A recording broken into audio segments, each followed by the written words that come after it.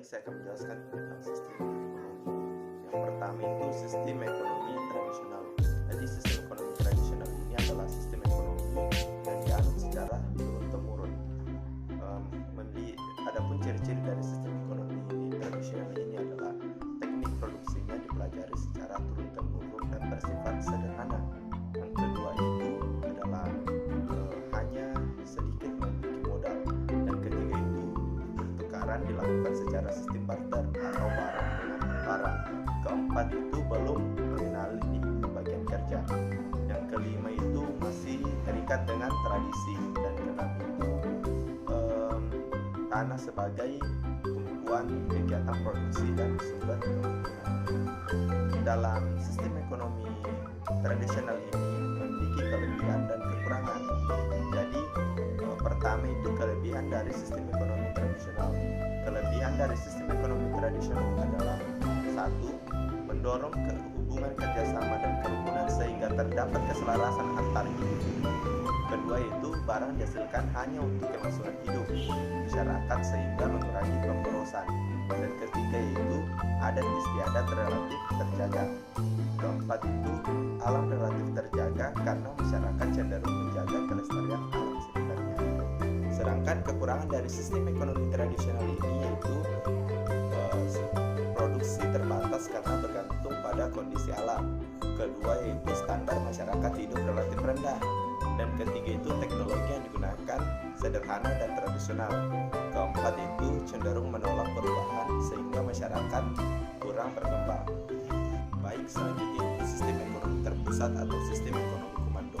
Jadi sistem ekonomi komando itu sistem ekonomi yang aturan-aturannya atau kebijakannya sudah ditentukan oleh pemerintah. Jadi pada sistem ekonomi ini masyarakat hanya menjalankan aturan yang sudah ditentukan. Dan adapun ciri-ciri dari sistem ekonomi terpusat atau sistem ekonomi komando yakni semua alat dan sumber-sumber daya dikuasai oleh pemerintah dan hak milik perorangan itu tidak diakui.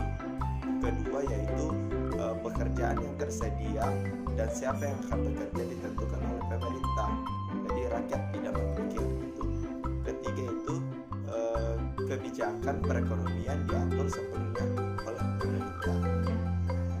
Nah, adapun kelebihan dan kekurangan dari sistem ekonomi terpusat atau ekonomi komando ini, yaitu kelebihannya yang pertama yaitu pemerintah lebih mudah mengendalikan inflasi, pengangguran dan masalah ekonomi lainnya. Kedua itu pemerintah lebih menentukan jenis kegiatan produksi sesuai dengan perencanaan sehingga pasar dalam negeri berjalan dengan lancar. Dan ketiga itu relatif mudah melakukan distribusi pendapatan. Dan keempat itu jarang terjadi krisis ekonomi. Sedangkan kekurangan dari sistem ekonomi terpusat atau sistem ekonomi komando ini yaitu pertama itu mematikan inisiatif individu untuk maju. Kedua itu sering terjadi monopoli merugikan masyarakat. Dan ketiga itu masyarakat tidak memiliki kebebasan dalam memilih sumber daya. Selanjutnya itu sistem ekonomi pasar atau sistem ekonomi liberal dan juga sistem ekonomi kapitalis. Sistem ekonomi liberal atau sistem ekonomi pasar ini adalah sistem ekonomi yang berikan seluas-luasnya kebebasan kepada masyarakat. Berbeda dengan sistem ekonomi terpusat yang membatasi kebebasan masyarakat atau lebih terpusat kepada pemerintah. Jadi sistem ekonomi liberal ini yaitu memberikan kebebasan seluas-luasnya kepada masyarakat. Dan adapun ciri-ciri dari sistem ekonomi pasar atau sistem ekonomi kapitalis ini yaitu pertama, semua sumber produksi milik masyarakat. Dan kedua itu pemerintah tidak ikut campur secara langsung dalam perekonomian. Dan ketiga yaitu masyarakat terbagi menjadi dua golongan, yaitu golongan pemberi pekerja dan golongan pekerja. Keempat yaitu timbulnya persaingan. Dan kelima itu semua kegiatan ekonomi bertujuan untuk mencari keuntungan.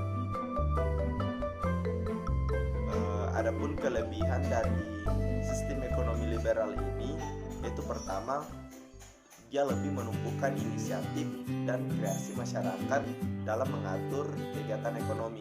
Kedua yaitu setiap individu bebas memiliki sumber produksi. Dan ketiga itu munculnya persaingan untuk maju. Keempat yaitu barang yang dihasilkan bermutu tinggi karena barang tidak bermutu tidak akan laku di pasar. Dan kelima itu efisiensi dan efektivitas tinggi, karena setiap tindakan ekonomi didasarkan motif mencari keuntungan. Sedangkan kekurangan dari sistem ekonomi liberal ini yaitu pertama itu sulitnya melakukan pemerataan pendapatan.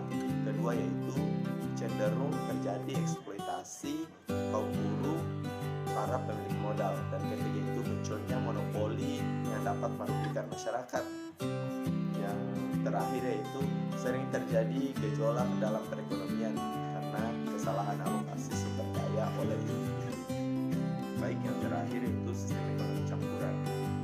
Sistem ekonomi campuran ini adalah sistem ekonomi yang menggabungkan sistem ekonomi pasar dan sistem ekonomi terpusat.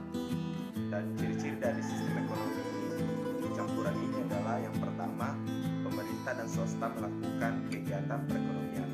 Kedua yaitu tatanan perekonomian merupakan mekanisme pasar, tetapi masih terdapat campur tangan pemerintah. Dan ketiga itu terjadi persaingan dalam perekonomian, tetapi pemerintah tetap melakukan pengawasan. Nah, dari sistem ekonomi campuran ini memiliki kelebihan, yaitu pertama terjadi kestabilan ekonomi, dan kedua yaitu pemerintah dapat lebih fokus untuk menggerakkan sektor usaha mikro untuk menengah. Dan ketiga itu terdapat kebebasan berusaha sehingga mampu mendorong kreativitas dan inisiatif. Terakhir yaitu terdapat pengakuan hak milik individu, terdapat sumber produksi meskipun ada pembatasan.